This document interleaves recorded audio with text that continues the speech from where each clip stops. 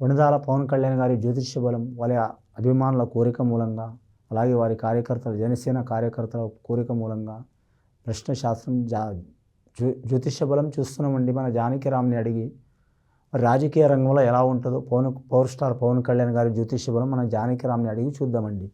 Career విషయంలో రాజకీయ రంగంలో ఎలా ఉంది పవర్ స్టార్ పవన్ కళ్యాణ్ గారి జ్యోతిష్య బలం ప్రశ్న శాస్త్రం చూడు జానకిరామ్. మరి జాతకంలో చెప్పాలంటే మాత్రం వచ్చిండండి షిరిడి సాయిబాబా వచ్చిండు. వారి పేరు మీద చెప్పాలంటే భోళా శంకరుడు వచ్చిండు, సత్యనారాయణ స్వామి వచ్చిండు, లక్ష్మీదేవత వచ్చింది, అలాగే విఘ్నేశ్వరుడు వచ్చిండు, సరస్వతి దేవత వచ్చింది, శ్రీకృష్ణుడు వచ్చిండు, ఆంజనేయ స్వామి వచ్చిండు. ముఖ్యంగా మాత్రం పవర్ స్టార్ పవన్ కళ్యాణ్ గారి జ్యోతిష్య బలం అయితే చాలా వరకు దివ్యంగా నడుస్తున్నదండి వారి పేరు మీద. మరి జాతకంలో చూడాలంటే కానీ మాత్రం రాజకీయ రంగంలో మాత్రం వారికి స్థిరంగా రాణించే అవకాశం ఉన్నదండి.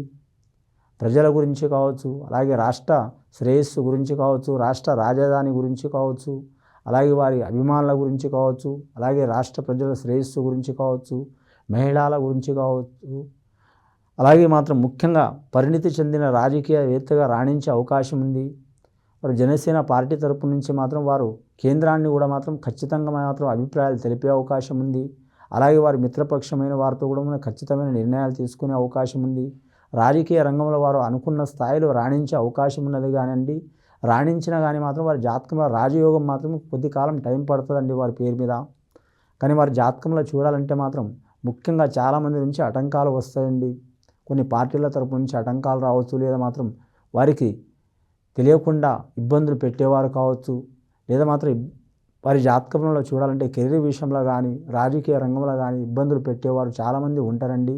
ఎంతమంది ఉన్నా మాత్రం వారి జ్యోతిష్య బలం మాత్రం వారికి మాత్రం నంబర్ 1 స్థానం అయ్యే అవకాశం ఉన్నదండి వారి పేరు మీద ఉంది. కానీ కొద్దిపాటి టైం పడుతుందండి వారి పేరు మీద, కొన్ని సంవత్సరాల టైం పడుతుంది వారి జాతక బలానికి.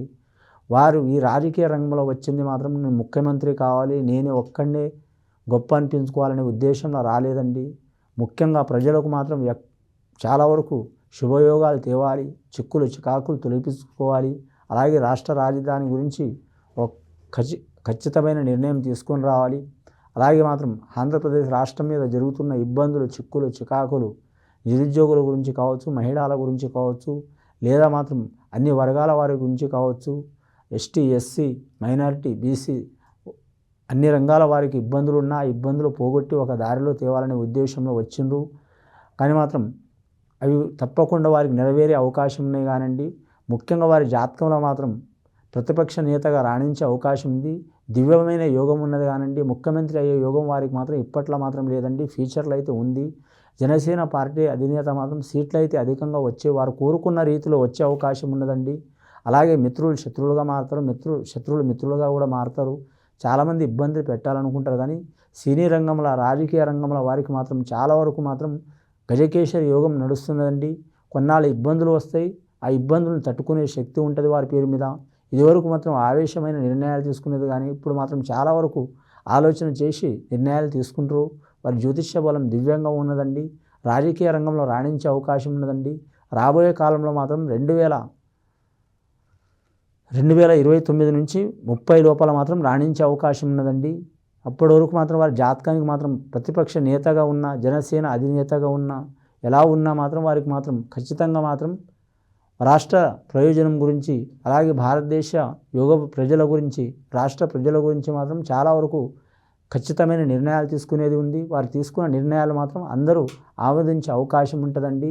కేంద్ర పరంగా రాష్ట్ర పరంగా కూడా పేరు ప్రఖ్యాతులు సంపాదించుకునే అవకాశం ఉన్నదండి. శుభం భూయత్.